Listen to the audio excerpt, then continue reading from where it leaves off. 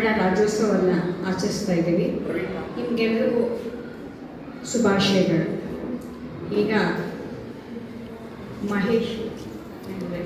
Mahesh sir ನಿಜವಾಗ್ಲೂ ಮಾತೃಭೂಮಿ ಸೇವಾ ಫೌಂಡೇಶನ್ನ ಕೇಳಿಸ್ಕೊಂಡೆ ನಿಜವಾಗ್ಲೂ ನಿಮಗೆ ಧನ್ಯವಾದಗಳು ಸರ್.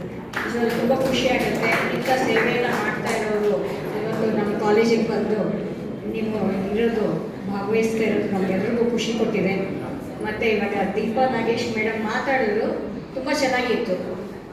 P ಅಂತ ಹೇಳಿದ್ರಲ್ಲ, ಅದನ್ನು ನೀವು ಫಾಲೋ ಮಾಡ್ತೀರಾ ಅಂತ ನಾನು ಆಶಿಸ್ತೀನಿ. ಮತ್ತು ಪ್ರಾಮಿಸು ಕೂಡ ಮಾಡ್ತೀನಿ, ನೀವು ಅದನ್ನು ಪಾಲಿಸ್ತೀರಾ ಅಂತ ಅವ್ರ ಪರವಾಗಿ ಮಕ್ಕಳ ಪರವಾಗಿ ಹೇಳ್ತೀನಿ ಮೇಡಮ್. ಯಾಕಂದರೆ ಯಾರೇ ವ್ಯಕ್ತಿಯಿಂದ ಏನೋ ಒಂದು ಒಳ್ಳೆಯದನ್ನು ಕಲಿತೀವಿ.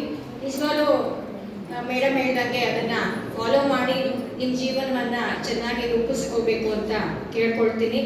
ಆ ಥರ ಆಗಲಿ, ನೀವೆಲ್ಲ ಒಳ್ಳೆ ವಿದ್ಯಾವಂತರಾಗಿ ಬುದ್ಧಿವಂತರಾಗಿ ಹಾಗೆ ಒಂದು ಸೇವೆಯನ್ನು ಮಾಡೋದು ಅಂತಂದರೆ ಇಟ್ಸ್ ನಾಟ್ ಈಸಿ. ನಿಜವಾಗ್ಲೂ ಮಾಡ್ತಾ ಇರೋಂಥ ಸೇವೆ ನಿಜವಾಗ್ಲೂ ತುಂಬ ಖುಷಿ ಕೊಡ್ತಾ ಇದೆ. ಇಂಥದ್ದೆಲ್ಲ ನೋಡಿದಾಗ ನಾವು ಏನಾದರೂ ಮಾಡಬೇಕು ಅನ್ನೋದು ನಮ್ಮೆಲ್ಲರ ಮನಸ್ಸಲ್ಲಿ ಬರಬೇಕು ಅಂತ ನಿಜವಾಗ್ಲೂ ನಾವು ಮಾಡ್ತೀವಿ ಅಂತ ಟೈಮ್ ಜಾಸ್ತಿ ತಗೊಳ್ಳಲ್ಲ.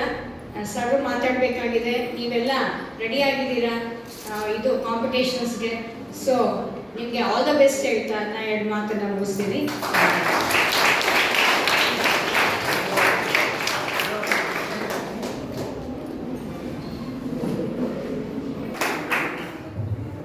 ಎಲ್ಲರಿಗೂ ನಮಸ್ಕಾರ.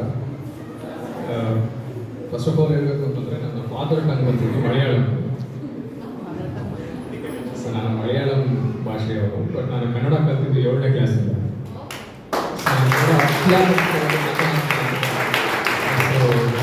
ನಾನು ನಮ್ಮ ಟೀಚರ್ಗಿಂತ ಎಸ್ಪೆಷಲಿ ನನ್ನ ಸ್ನೇಹಿತರಿಗೆ ತುಂಬ ಥ್ಯಾಂಕ್ಸ್ ಹೇಳಬೇಕು. ಅವ್ರು ನನಗೆ ಸಿನಿಮಾ ತೋರಿಸಿ ಕನ್ನಡ ಕಲಿಸಿದ್ದಾರೆ.